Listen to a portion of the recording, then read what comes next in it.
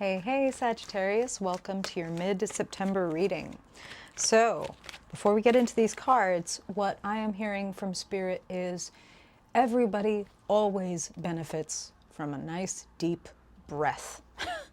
And you would, if one nice deep breath is of massive benefit, consider what, 2 minutes of concentrated deep breaths every single day or every single hour or etc. would exponentially improve your life. And specifically what Spirit is talking about is when we get into shallow breath, we are constricting oxygen flow to our brain, like literally, right? And it constricts our thinking. It restricts our creativity. It brings us down to that lizard brain, like when people have anxiety attacks, for example, and it's suddenly like, oh, I'm about to die. I was like, oh, that's because the lizard brain has like a hold of everything and is like, all that I know is fight and fuck, as they say, right? It's like only the urge to survive and only the understanding of I need to survive and losing all the faculties and all the amazing abilities that are up here. So if you end up in a position where you're a little bit stressed out or a little bit overwhelmed or don't know how to handle something, remember that in that shallow breath immediate place is not the place where you're going to make the best decision. You want to take a step back as much as the world or the incident or whatever the circumstances may make you feel like you need to like make a decision right then and there. Remember that even if all you can afford is one deep breath before you make the decision, take the deep breath. And if you can afford more than that, take as much as you can afford because you're going to make a better, more creative, more well-resourced decision. Okay? Okay. All right. Let's get into some cards. Whew, thank you, Spirit. We want to know the truth for Sagittarius. Sagittarius Sun, Sagittarius Moon, Sagittarius Rising and Dominant People, Ninth House Dominant People, Spirit. Want to know what Sagittarians need to know. In mid-September, in the back half of the month, Spirit, want to know how is Sagittarius showing up? And what is showing up to meet them? What is their focus? And what kind of themes, energies, people are they running into?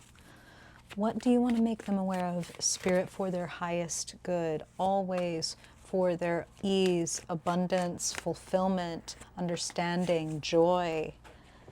Let's see what we got. Perfect. Sagittarius. Sagittarius people in mid-September, Spirit. Woo! Got a little chill. That's a good thing for me. A good type of chill. As in, I can see why they're telling you take deep breaths because it's like you have some really exciting things. I say that. I say because you have some really exciting things. And then I turn this card over. Six of Wands. You holding up your win, your golden fleece. Okay. Wow. Yeah, take a fucking breath. I love Spirit. Sorry about that. Let me hide. That helps. I love the way that Spirit always comes through Sagittarius. So let's talk about it. You show up as, and with your focus on the Wheel of Fortune. The seasons are literally changing. We're coming up on the equinox. It's a bit of a gimme, but you're feeling it. You are feeling a change of season in your own life, and it would really benefit you to go ahead and like hop on the wheel essentially and be like, okay, let me plug into the universal cosmic, literal, the cosmic energies, because the change and the tilt of the earth and all of the things are not earth centric. They're happening due to all these external factors as well, right? So let me lean into these cosmic energies that are literally turning the season, transforming all of the flora and fauna, and let me tap in.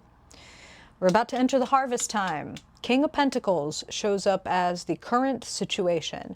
So I feel like, especially looking at the rest of these cards, I do feel like a lot of Sagittarian people are experiencing a financial influx or the like, oh, this is the beginning of a really great time, feeling very much on top of things, feeling very much like, I know what my skills are, I know what I'm good at, and I'm not questioning whether I'm good at it anymore. I can really rest in my own value, and other people can see it too. So I hope that you're feeling very proud of yourself. Six of Wands is in the situation arising. Everybody can see it. Six of Wands is, excuse me, public recognition, is having like the parade thrown for you. Some of you are introducing something to the public, like a product or yourself or whatever. I see it going really well. I see that a lot of you put a lot of work into this thing. And I see you sitting quite pretty. And I love the trust that you have in yourself. This feels very rooted, grounded, solid. And when you are rooted and grounded and solid, as the season is changing and you are reaping this harvest, remember that some people are not going to get it. Some people are going to try to take advantage. Some people are fill in the blank. Five of Swords is showing up in the short-term future. Now, when Spirit was talking about when you encounter something, take a deep breath. And if you can take more than one before you address this thing.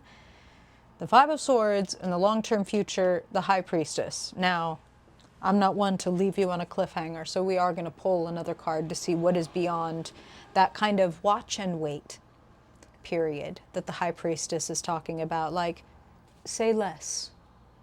Five of Swords, if somebody cheats you, if somebody shit talks you, if somebody screws you over in one way or another, and I don't want to put fear into you. The Five of Swords, the rest of your cards are gorgeous. B, what Spirit said at the beginning, like you're going to have more creative faculties to actually be able to, if anything, turn this around to your advantage. Ultimately, that's just what I'm hearing. We'll see what the card says that I pull after the High Priestess. But you are the bigger person, so act like it. That's what I'm hearing. Someone is probably going to act a bit immature or try to get away with something. These are the different phrases I'm hearing. Great time to remind you, Sagittarius, this is a general reading, not a personal one. So the vibes that are coming through, it's like Spirit is showing me different scenarios that are coming through for different Sagittarians who are tuning in. So if something resonates with you, let it be helpful to you. If it doesn't resonate with you and it brings up more questions than answers, my rule of thumb is just go ahead and know that's for some other Sagittarius. That's not for me. I'll take what resonates. Okay. So act like the bigger person that you absolutely are. You do not need to respond to this Five of Swords energy or activity in like a rapid way. Take your time, watch and wait. Like the High Priestess is also saying to me, certain things are going to come out. So in certain ways, you might not even need to say anything and let this person kind of be hoisted by their own petard. That's old school language, but that's what Spirit is saying. Wow.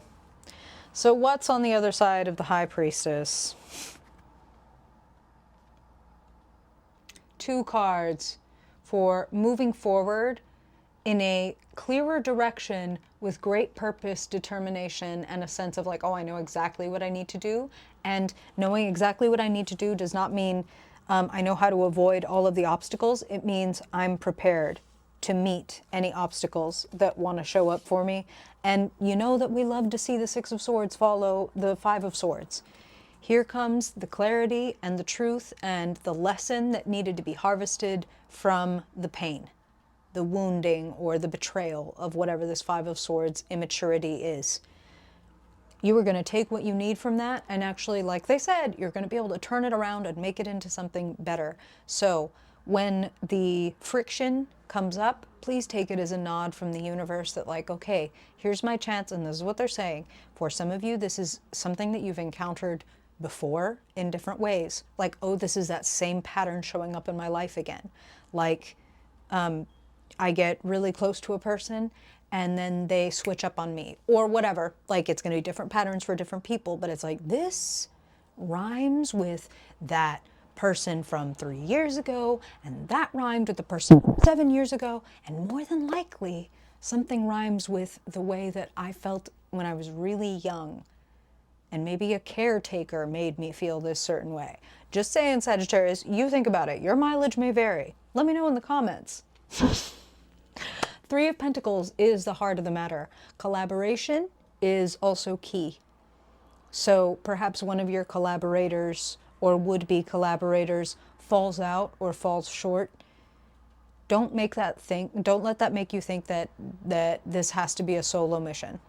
Because Three of Pentacles is in the heart of the matter. It serves you to bring in people with other expertise and to collaborate, to group up. Maybe even like, oh, the three of us are doing a podcast or whatever. You know what I'm talking about? Your Five of Swords is just a little flat tire on the road trip to your goal. So think of it as such. You're bigger and better than that. And if anything, you're a Sagittarius. Look for the bigger picture. Look at what the symbology of whatever your Five of Swords moment is and be like, what?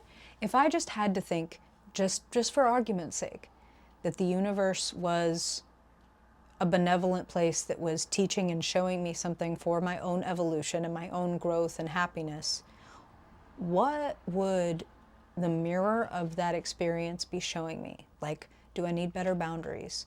Do I need to be more choosy with who I let close to me or with whom I share intimate details, or etc.? You know what I'm saying? Don't take it personally. And that's a strength of yours. Okay, Sag. Thank you for being here. I really hope it's more than worth your time. It's always a pleasure. And if I don't see you before then I hope I will see you in October. Bye, Sag.